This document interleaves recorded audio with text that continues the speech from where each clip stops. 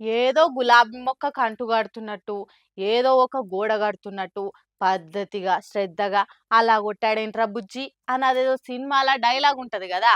అగో అట్లనే కొట్టేటందుకు తయారైతున్నాడట Harish Rao sir. KCR sir చెప్పినట్టు పాదయాత్ర చేయబోతున్నాడు గదా! అగో దానికి పద్ధతిగా ఓ ప్లాన్ ప్రకారం అన్ని తయారు చేసుకుంటుండు. యుద్ధానికి సిద్ధమయ్యేటోళ్ళు కత్తులు కటార్లు నూరుకున్నట్టు సానవట్టి సాపు చేసుకున్నట్టు హరీష్ రావు పాదయాత్రకు అన్ని తీర్ల ప్లానింగులు గీస్తున్నాడు. సంగారెడ్డి జిల్లా పార్టీ నాయకులను సన్నద్ధం చేస్తున్నాడు. కోకాపేటలున్న తన సొంత ఇంటికి అందరిని పిలుచుకొని పాదయాత్ర ప్రాధాన్యత చెప్పి సంగమేశ్వరం బసవేశ్వరం ప్రాజెక్టులు ఎట్లా సాధించుకోవాలనేది చెప్పుకొచ్చిండు. మొద్దు నిద్రపోతున్న సర్కార్ను ఉత్తుత్తగా అడిగితే ఏది ముళ్ళు కట్టెతోని గట్టిగా ఒడవాలి, లేకుంటే రైతులకు నీళ్లు రావు అన్నట్టు హరీష్ రావు చెప్పిండట.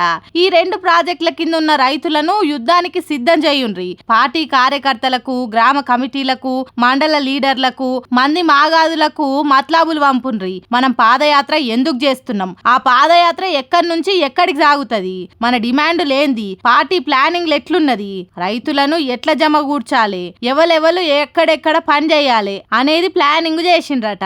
ఎమ్మెల్యేలు సునీత లక్ష్మారెడ్డి, చింతా ప్రభాకర్, మాణిక్ రావు, మాజీ ఎమ్మెల్యే భూపాల్ రెడ్డి ఇట్లా పెద్ద పెద్ద లీడర్లంతా హరీష్ రావు పాదయాత్ర పనులు చూసుకుంటురట. మంగళహారతులు వట్టుడు, వీరతిలకం దిద్దుడు, జెండాలు బ్యానర్లు గట్టుడు, నీల పోరాట పాటలు ఆడే బ్యాచ్లు ఎక్కడికక్కడ ఏర్పాట్లు చేసేటందుకు సిద్ధమైతున్నారట.